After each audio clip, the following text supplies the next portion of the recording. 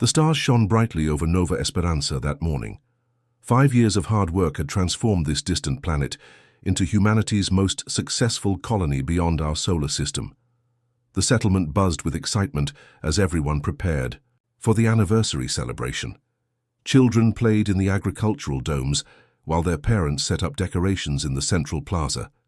This world, 40 light-years from Earth, had become home to 30,000 brave souls. Colony Director Kim Jun-ho stood at the observation deck, looking over the settlement with pride. The neat rows of buildings, the hydroponic farms, the mining facilities, all proof of what humans could accomplish when they worked together. His assistant handed him a cup of coffee as he reviewed reports on his tablet. "Sir, we've got unusual readings from the orbital sensors," said Officer Bae Sunmi, her brow furrowed as she studied her screen. "Some kind of energy signature I've never seen before." Junho put down his coffee. "Natural phenomenon?" "I don't think so," Sunmi replied, adjusting settings on her console. "It's appearing at multiple points around our orbit simultaneously. The pattern seems deliberate." Before Junho could respond, a blinding flash lit up the sky. Through the observation windows, they watched in horror as massive ships appeared out of nowhere. They looked like enormous crystals, catching and reflecting light in ways that hurt the eyes. "Sound the alarm!" Junho shouted, rushing to the communications panel. His fingers flew across the controls as he activated the colony-wide emergency system. Sirens wailed across the settlement. "This is Director Kim. All civilians proceed to emergency shelters immediately. This is not a drill." The first blast hit before he finished speaking. The building shook violently. Dust fell from the ceiling as screens flickered and went dark. "We need to establish contact with Earth," Junho said, helping Sunmi to her feet after the impact threw her to the floor. "And get me visual on those ships." The remaining functional screens showed the crystalline vessels moving into position around Nova Esperanza. They were beautiful in a terrifying way, like giant jagged diamonds cutting through space. More explosions rocked the colony as energy beams lanced down from the ships. In the defense center, Captain Han Do-young scrambled to activate the colony's modest defense systems. They weren't built for this kind of assault. Nova Esperanza was a scientific and agricultural outpost, not a military base. "Who are they? Why are they attacking us?" a young technician asked, voice shaking as another explosion hit closer to their building. "Doesn't matter right now," Do-young replied grimly. "What matters is getting a message to Earth." Across the colony, scenes of chaos unfolded. Families ran for shelter as buildings collapsed around them. The medical center overflowed with wounded. Dr. Park Min-ji worked frantically, treating injuries with dwindling supplies as the hospital's power flickered. In the communications hub, Chief Engineer Song Tae-ho fought to keep the long-range transmitter online.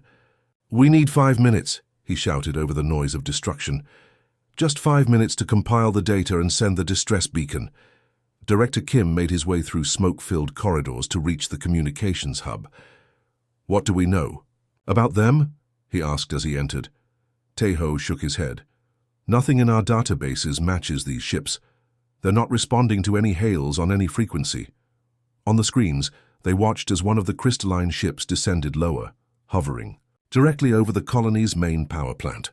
A beam of intense light shot downward, and the plant exploded in a ball of fire. "Backup generators only," Tae-ho muttered as the lights dimmed. "We've got maybe 10 minutes before total power loss." Junho leaned over the console. "Show me what?" The orbital telescopes captured before they were destroyed. The images revealed the attacking ships in detail. Their crystalline structure seemed to pulse with internal light. And within those translucent hulls, they could make out strange, insect-like forms moving about. "The VK tracks," whispered one of the xenobiologists who had joined them. "They match old legends from the Centauri system, a hive mind species that destroys any potential competition for resources." Another blast rocked the building. Part of the ceiling collapsed, crushing equipment and narrowly missing personnel. "Distress beacon ready," Tae-ho announced, blood trickling from a cut on his forehead. "I've packaged all our sensor data, visual recordings, and colony archives." Junho placed his hand on the transmission button. "This is Colony Director Kim. Junho of Nova Esperanza. We are under attack by an unknown alien force. We have identified them as possibly the VK tracks. They came without warning and show no interest in communication. If anyone receives this, Earth must be warned. They must be ready. He pressed the button. The system confirmed transmission just as the power failed completely. In the darkness, they heard the walls of the communication hub begin to crack. Through the windows, they watched as more ships descended, methodically targeting each section of the colony. "They're being thorough," Junho said quietly. "This isn't random destruction. They're making sure nothing survives." The Vikitrax ships moved with cold efficiency, section by section, destroying everything. There was no emotion in their attack, no rage or hatred, just clinical elimination. Within hours, where a thriving human colony once stood, only smoking, ruins remained. The crystalline ships gathered in formation above the devastated landscape. Inside, the insect-like Vikitrax communicated through their hive mind. The primitive bipeds had been eliminated. Their colony was no more. Another potential competitor removed from the galaxy. They departed as suddenly as they had arrived, slipping back into slipspace with the job complete. They never considered that the humans might be a threat. They never imagined that the distress beacon had successfully made the long journey to Earth, carrying with it the evidence of their attack and clear images of their ships. They never thought about the consequence of attacking humans. That was their first mistake. The distress signal from Nova Esperanza took 3 weeks to reach Earth. When it arrived, the message played on every screen across the planet. People stopped in streets, in coffee shops, in offices, wherever they were, watching in stunned silence as Colony Director Kim's final message played, followed by footage of the crystalline ships destroying humanity's most promising colony. On the steps of the United Nations building in New York, a young woman collapsed, her wails echoing across the suddenly silent plaza. She wasn't alone in her grief. Across the globe, 30,000 candles were lit, one for each life lost on that distant world.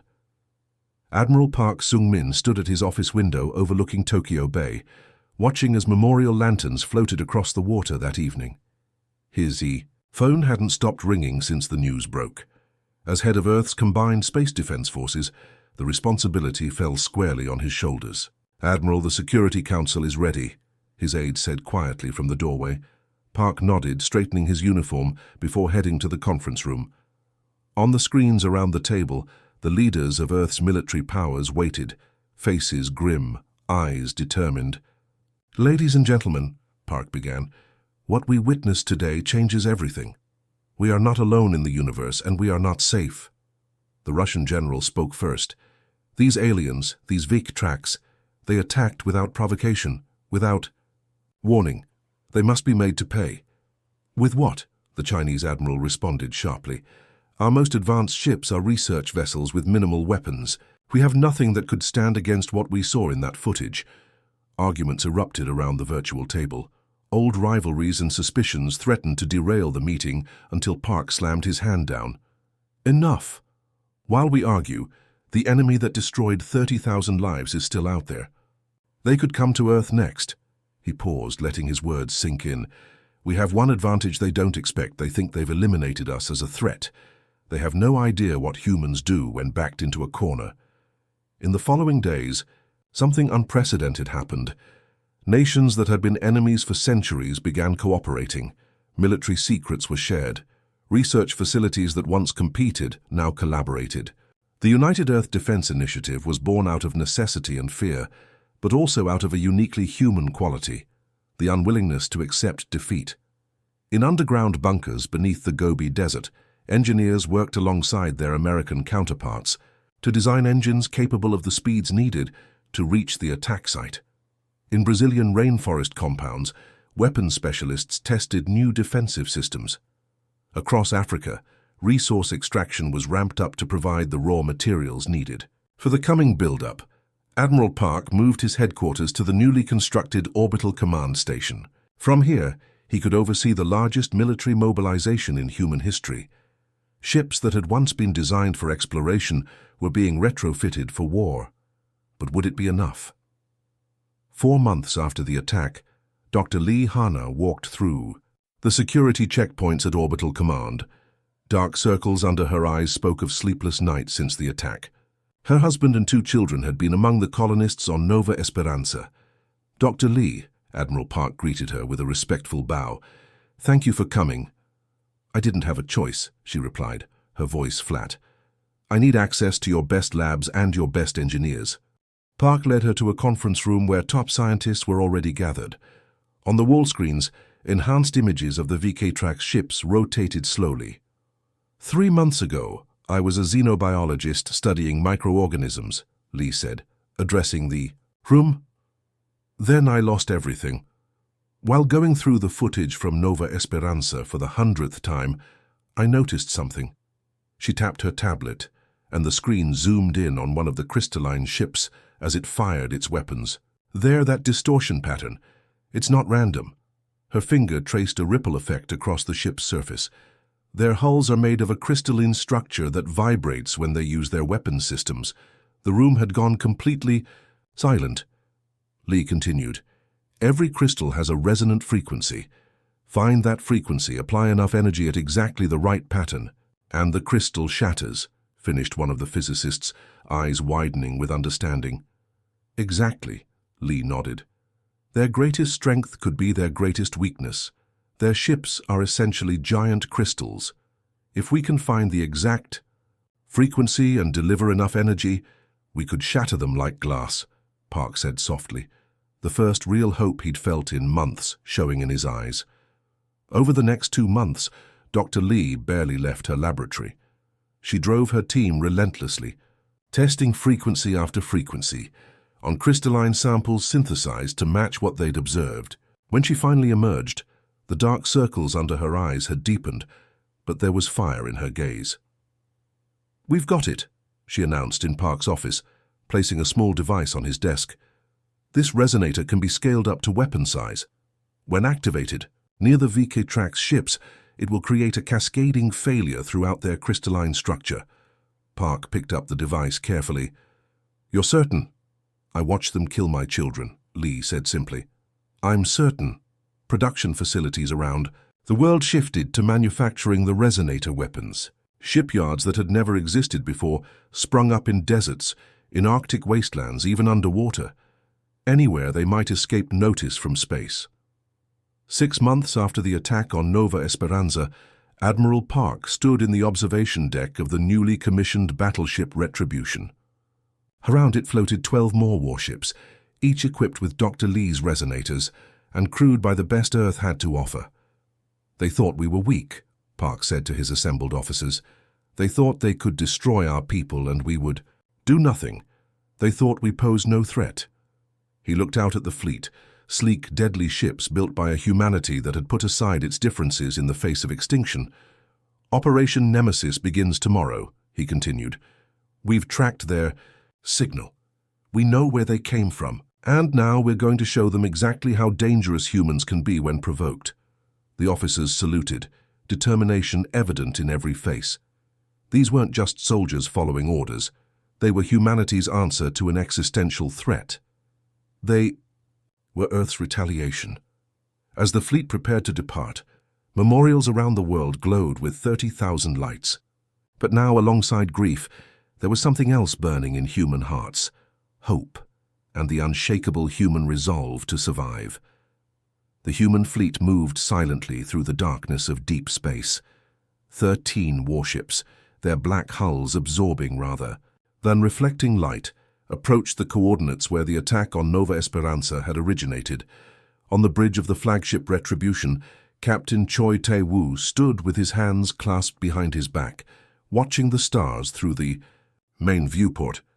"Stealth systems functioning at optimal levels, Captain," reported his first officer, Commander Yoon Minji. "The VK-Trax have no idea we're here." Tae-woo nodded, his expression grim. Like everyone else on this mission, he'd volunteered immediately. His brother had been one of the colonists on Nova Esperanza. "All ships maintain radio silence," he ordered quietly. "Passive sensors only. Let's see what we're dealing with before we announce ourselves." The fleet had been traveling for 3 weeks since leaving Earth. Following the energy signature Dr. Lee had isolated from the attack footage. Intelligence suggested this was a VK-Trax staging area, a place where they gathered before moving on to destroy other developing civilizations. "Contact," whispered the sensor officer, her voice tight with tension. "Multiple crystalline structures detected at bearing 047. On the main screen, the image shifted to show a breathtaking sight. Dozens of the alien ships hung in space around a small moon. They glittered like enormous gems catching the light of a distant star, beautiful and deadly. "I count 47 vessels, Captain," Minji said. "Most appear to be similar in size to those that attacked Nova Esperanza, but there are 3 larger ships near the center of their formation." Taewoo studied the display, noting the position of each enemy ship. "They're not in a defensive posture," he observed. "No patrol patterns, minimal activity. They don't expect any threats here." "Why would they?" asked his tactical officer. "According to our intelligence, they've been destroying emerging civilizations for thousands of years without anyone fighting back." Taewoo's lips formed a thin line. "Well, that changes today. Signal the fleet. Move into attack formation Delta. Weapons officer, prepare resonators for wide-spectrum broadcast." Throughout the human fleet, crews moved with quiet efficiency. This was the moment they'd trained for, the reason they'd left Earth. Weapon systems powered up as targeting computers locked onto the crystalline vessels. On the Retribution's bridge, Dr. Lee Hana stood next to the weapons console. She'd insisted on being present for this mission, needing to see her creation in action, needing to witness the retaliation for her family's deaths. "Resonators charged and ready," the weapons officer reported. "Awaiting your command, Captain." Taewoo looked at Dr. Lee. "Any last adjustments, Doctor?" She shook her head, eyes fixed on the alien ships. "The frequencies are set. Those crystals will shatter like cheap glass." The captain took a deep breath. 6 months of preparation, of building and training and planning had led to this moment. He thought of the memorial services, the grieving families, the 30,000 lives snuffed out without warning.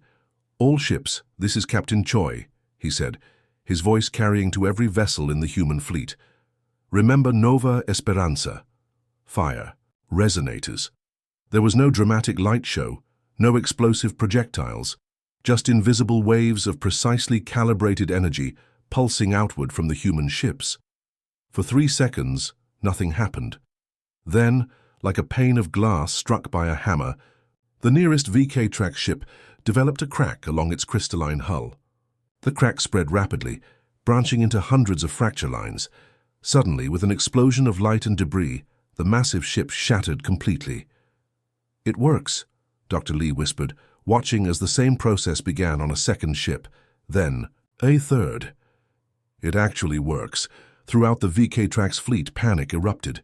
The insect-like aliens had never experienced anything like this. Their hive mind, normally an advantage allowing instant communication, now became a liability as fear spread through their collective consciousness at the speed of thought. "They're trying to regroup," Minji reported as some of the alien ships began to move. "Several are attempting to power up their weapons." "They're too slow," Taewoo replied, watching as more of the crystalline vessels fractured and exploded. "Adjust resonator frequencies. Target those larger ships in the center. They appear to be command vessels." The human fleet moved forward, pressing their advantage. On board the alien vessels, confusion reigned. The VK-Trax had no concept of individual ships being attacked. Their hive mind experienced the deaths of thousands of their kind simultaneously, creating a psychic shock that rippled through their entire species. "Captain, one of the command. Ships is attempting to flee," called out the tactical officer. "They're powering up some kind of faster-than-light drive." Taewoo leaned forward. "Focus all resonators on the other 2 command ships. Lieutenant Kim, prepare boarding teams. We want that fleeing command ship intact." The plan worked perfectly. As the other 2 command ships shattered under the resonator assault, the Retribution and 2 escort vessels matched speed with the fleeing ship. Precisely targeted resonator beams created fractures in specific sections, disabling its drive systems without destroying the vessel. "Boarding teams away," Lieutenant Kim reported as shuttles launched from the human ships. Dr. Lee joined. Captain Choi at the viewport, watching as space around them filled with glittering debris, the remains of the VK-Trax fleet. 39 confirmed kills, Minji announced. The remaining ships are either disabled or have fled the system. Tae-woo nodded, and just like that, the hunters become the hunted. Inside the captured Vikatrax command ship, human boarding teams, in heavy assault gear, moved cautiously through crystal corridors. The ship's interior glowed with an eerie blue light. Lieutenant Kim led the main team toward what scans indicated was the central control chamber. "Movement ahead," warned one of his soldiers. They rounded a corner and came face to face with the Vikatrax for the first time. The aliens stood nearly 2 meters tall, their bodies covered in an iridescent exoskeleton. Multiple limbs moved in. Precise coordination as compound eyes studied the humans. "Hold fire unless threatened," Kim ordered, though his finger rested near his trigger. The aliens made no aggressive moves. Through their hive mind, they had witnessed the destruction of their fleet. For the first time in their collective memory, the Vikatrax experienced an emotion they had never known before: fear. Back on the Retribution, Captain Choi received the first images from inside the alien vessel. "They've surrendered," Lieutenant Kim's voice came through slightly distorted. "No resistance. We're securing the ship and beginning data collection now." Tae-woo turned to his communications officer. "Send word to Earth. Operation Nemesis has succeeded. The Vikatrax fleet has been destroyed or captured." As the message was sent, Tae-woo looked at Dr. Lee. The woman who had lost everything and then created the weapon that saved humanity stood with tears streaming down her face. "This won't bring them back," she said quietly. "No," he agreed, placing a hand gently on her shoulder. "But it ensures they didn't die in vain, and what we learn from that ship might save countless other species from the same fate." As human technicians began downloading data from the alien computers, they discovered star charts, attack plans, records of previous civilizations destroyed. The Vikatrax had been methodically eliminating competition across this sector of the galaxy for millennia. But they had never encountered humans before. They had never faced a species that could take a devastating blow and come back stronger, more determined, more united than before. They had never understood the human capacity for both vengeance and mercy. And now, as the captured Vikatrax watched their captors with new understanding, the balance of power in the galaxy had shifted. The hunt had only just begun. The captured Vikatrax command ship provided Earth's forces with something invaluable: complete navigational charts of Vikatrax territory. Captain Choi's fleet, now joined by 7 more warships from Earth, pushed deeper into alien space. Their black hulls slipped through the darkness between stars, a vengeful shadow moving toward the heart of an empire built on genocide. On the bridge of the Retribution, Captain Choi studied the holographic display showing their progress. "How many?" he asked quietly. Lieutenant Kim, who had been analyzing the data from the captured ship, looked up from his console. 73 confirmed extinctions, sir. The Vikatrax have wiped out 73 developing civilizations in this sector alone." A heavy silence fell over the bridge. The scale of the Vikatrax's crimes was difficult to comprehend. "They called it garden maintenance," Kim continued, disgust evident in his voice. "Their records show they systematically eliminate any species that develops space travel capabilities. They've been doing this for thousands of years." Commander Yoon Minji shook her head. "All those voices silenced, all that potential lost. And they would have done the same to us if we hadn't fought back." Captain Choi nodded grimly. "And they'll continue doing it to others unless we stop them permanently." He turned to the communications officer. "Inform Commander Kang that I want to see him in the strategy room immediately."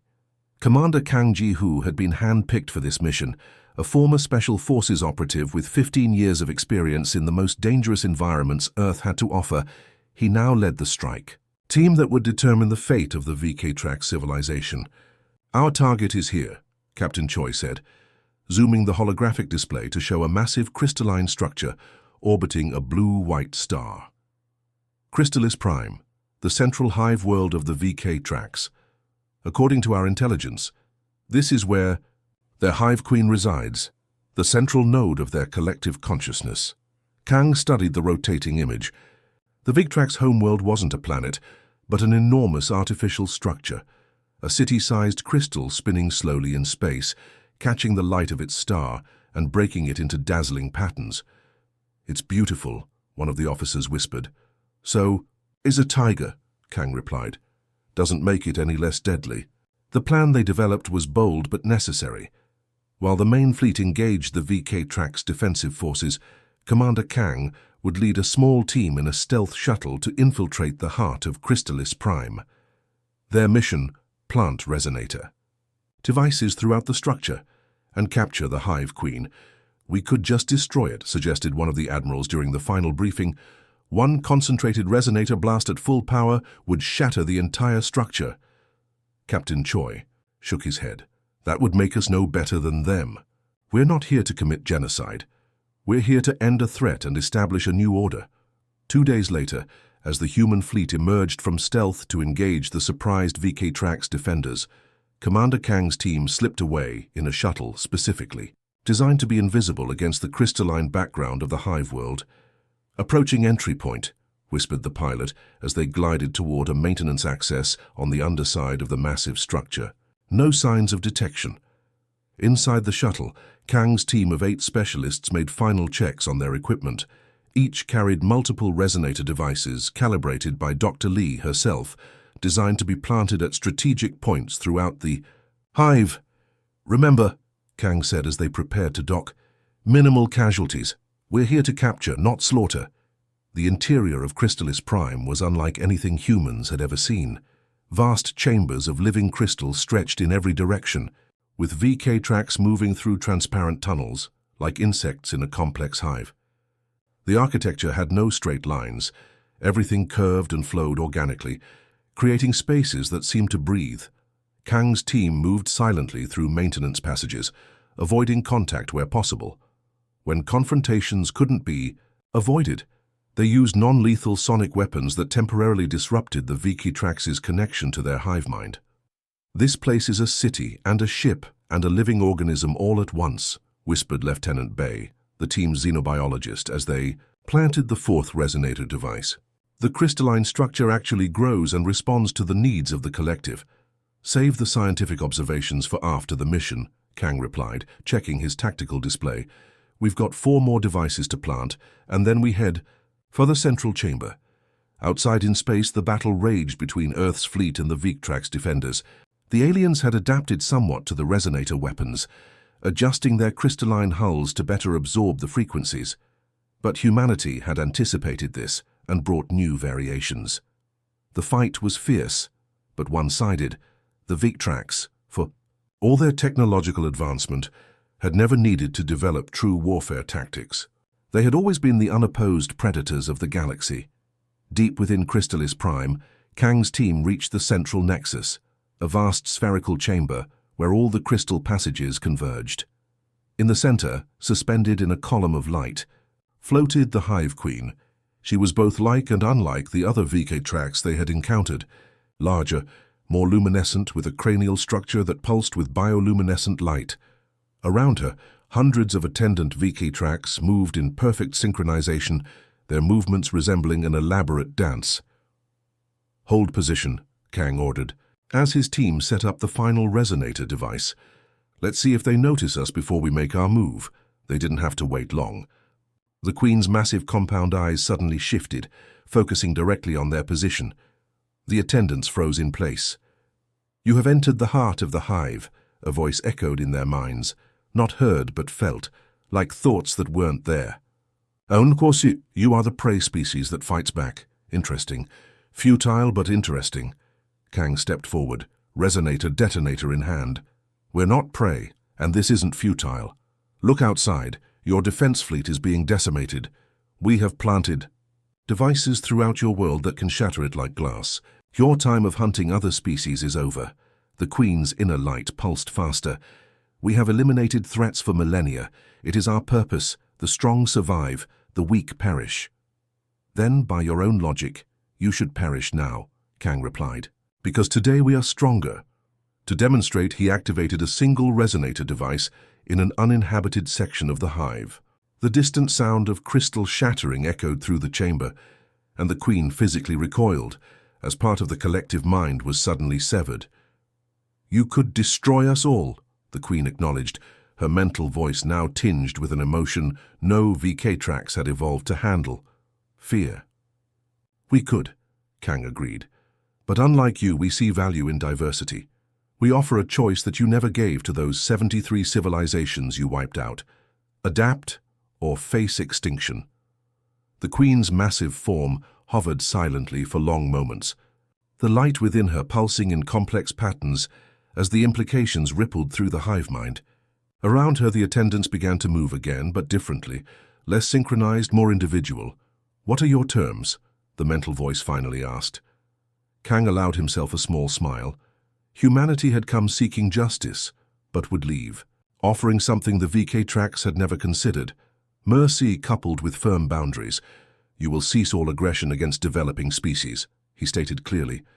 "You will make reparations for the worlds you've destroyed, beginning with Nova Esperanza, and you will join a galactic council where disputes are resolved through communication, not extermination."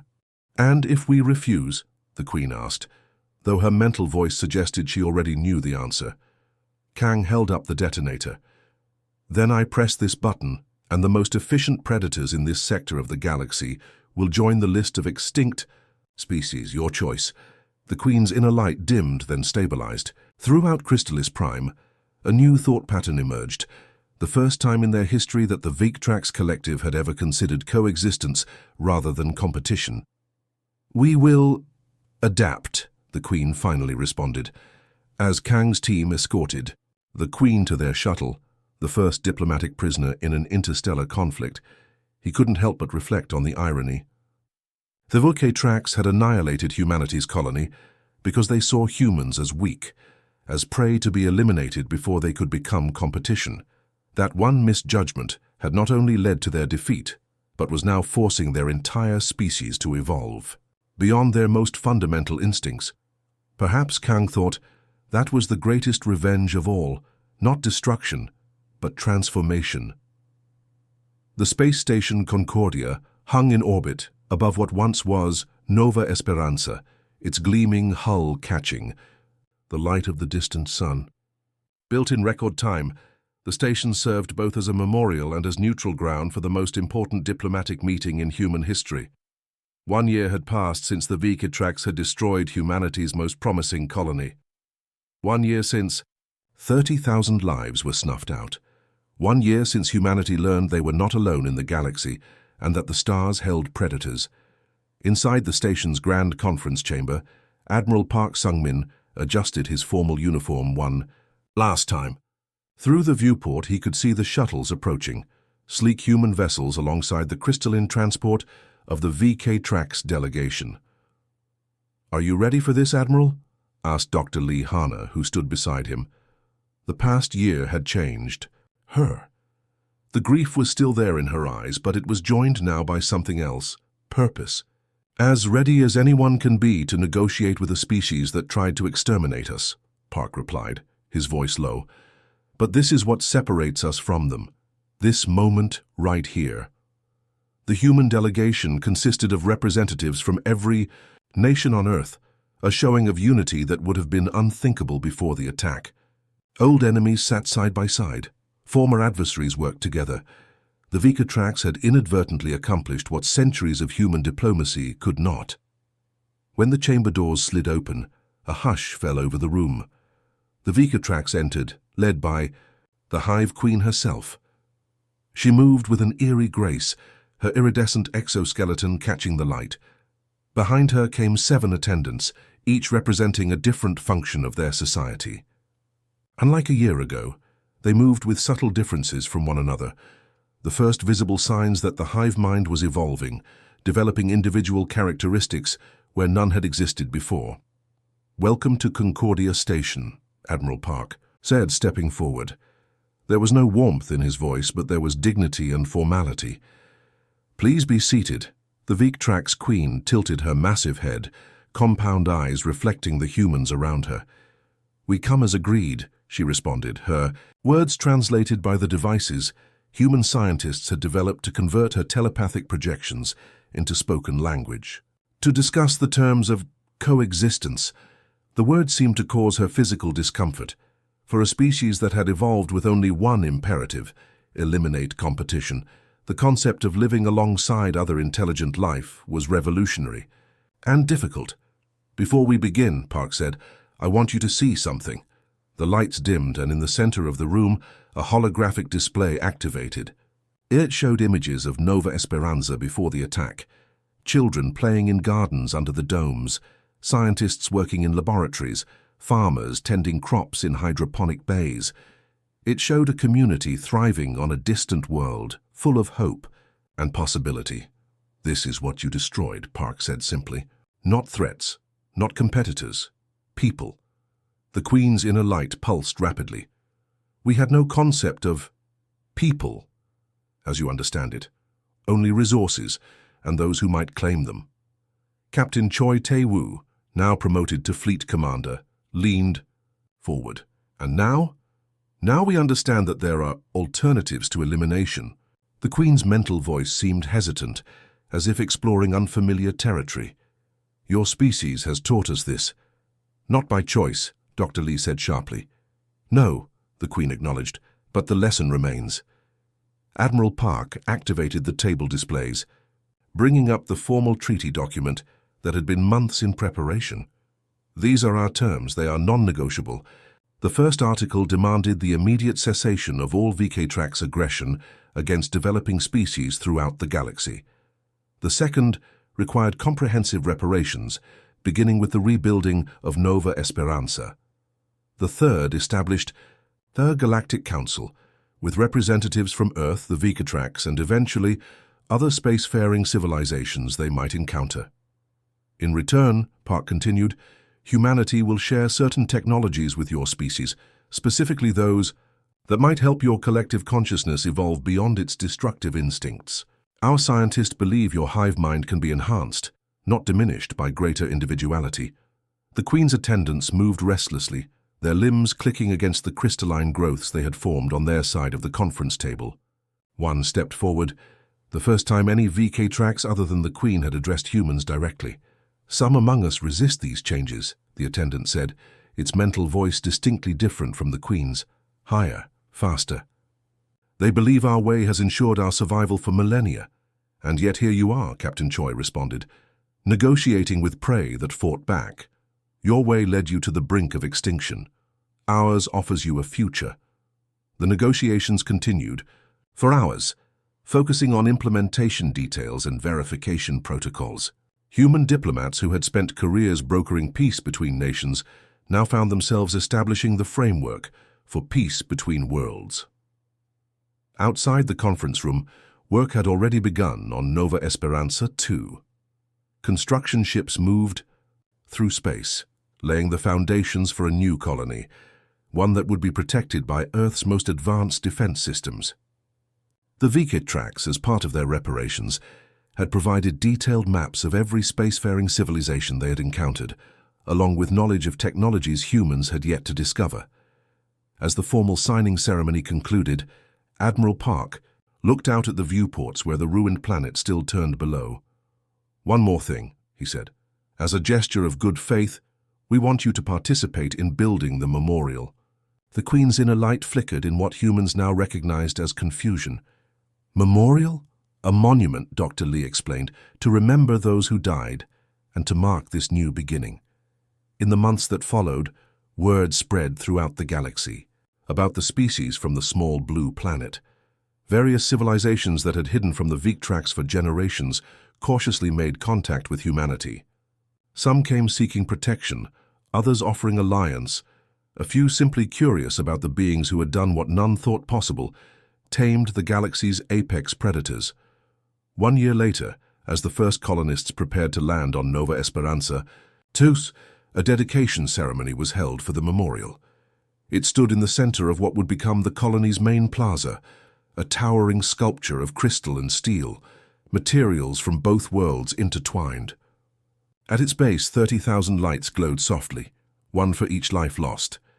Admiral Park, now head of the newly formed Earth Space Command, stood beside the Queen as the memorial was unveiled. Where once there had been only cold alienness between them, now there existed something not quite trust but perhaps understanding. Your species continues to surprise us, the Queen said, her mental voice carrying to all present. We believed you weak. When we learned otherwise, we expected annihilation. It is what we would have done. Instead, you forced us to evolve, Argy nodded slowly. That's what humans do best. We adapt, we overcome, and we remember. He gestured to the inscription now revealed at the base of the memorial. Carved in multiple languages, including the crystalline patterns of VK-Track's script, were simple words that would become famous throughout known space. They believed us weak. They learned we were strong. They feared we would be cruel. We showed them another way. As colonists began their new lives on Nova Esperanza II, ships from Earth ventured further into the galaxy, making contact with more civilizations.